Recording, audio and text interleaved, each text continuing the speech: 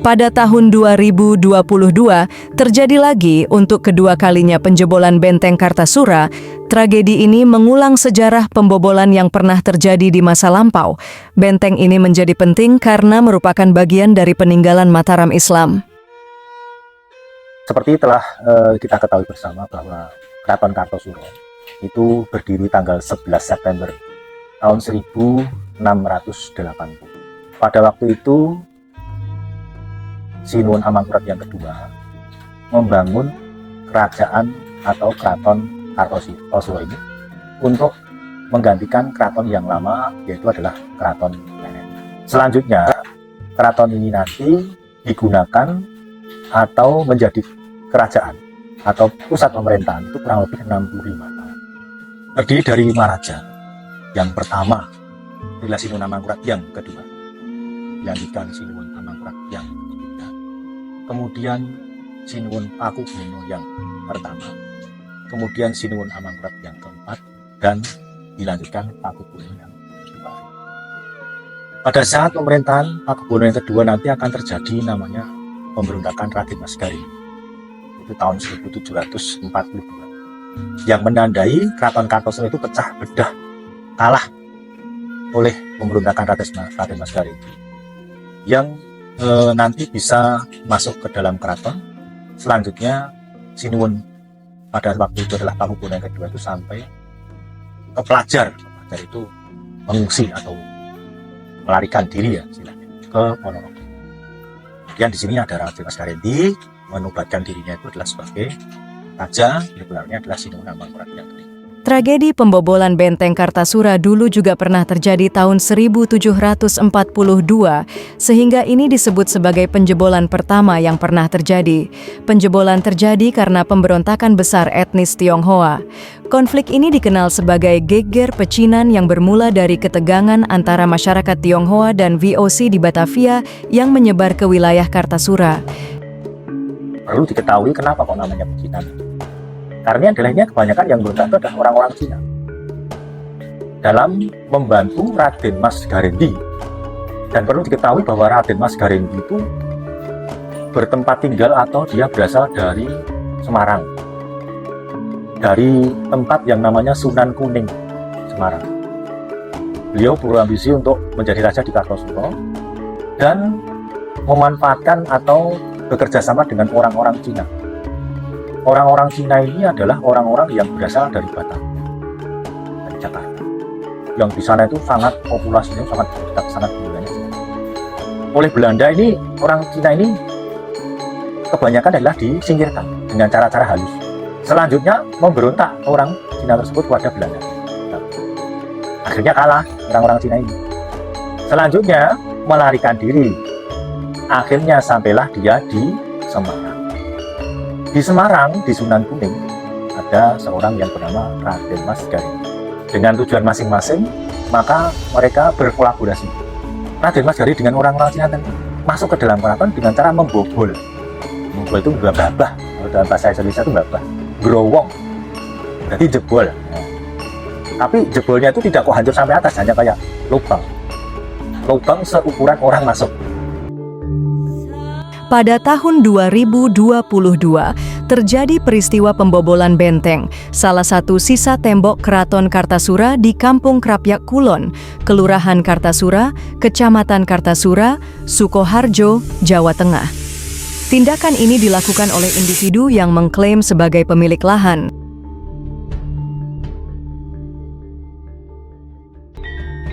Benteng Baluwarti itu membentang sangat luas. Jadi lapis kedua, kalau di sebelah barat itu ada bangunan namanya Gedong Obat. Gedong Obat itu ke selatan sampai dengan kampung namanya Sanggahan atau Pesanggahan. Di sana masih ada ujung yang nanti akan ke timur. Itu sampai di Gunung Kunci. Yang ada gunungnya, yang ada lapangannya. Di sebelah timur lapangan nanti ke utara sampai dengan kampung Sayuran. Dari Sayuran nanti akan ke barat sampai dengan Pagelaran. Dan Pagelaran nanti akan ke barat sampai dengan Gedong Obat. Begitu sangat luas, tetapi sekarang hanya ada sekitar 200 meter yang tersisa. Lainnya sudah ditata.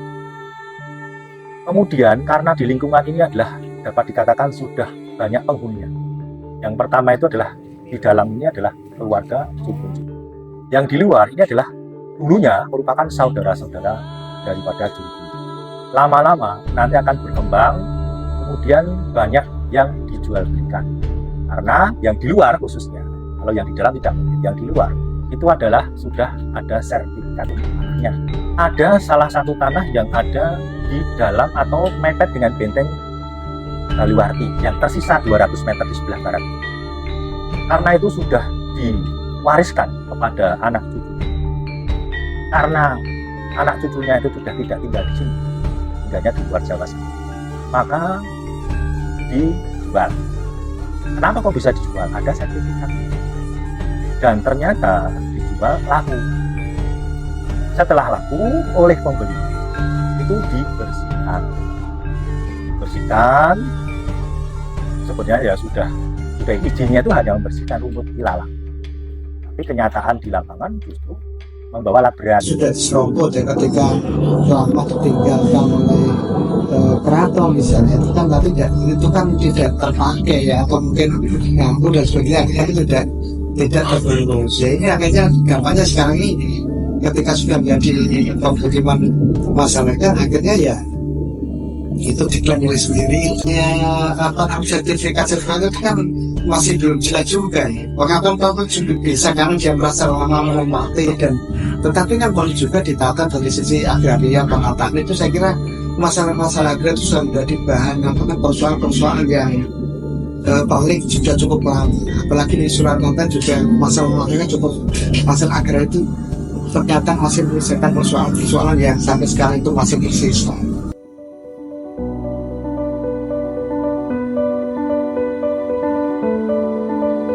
Namun masalahnya hingga saat ini, Benteng Kartasura belum terdaftar sebagai cagar budaya di website Balai Pelestarian Kebudayaan. Masalah-masalah itu sudah menjadi bahan persoalan-persoalan yang paling sudah cukup lama. Apalagi di Surakarta juga masalah-masalahnya cukup, masalah agraria itu ternyata masih menyelesaikan persoalan-persoalan yang sampai sekarang itu masih persisten. Dan lagi-lagi ini peran pemerintah bagaimana menata uang itu.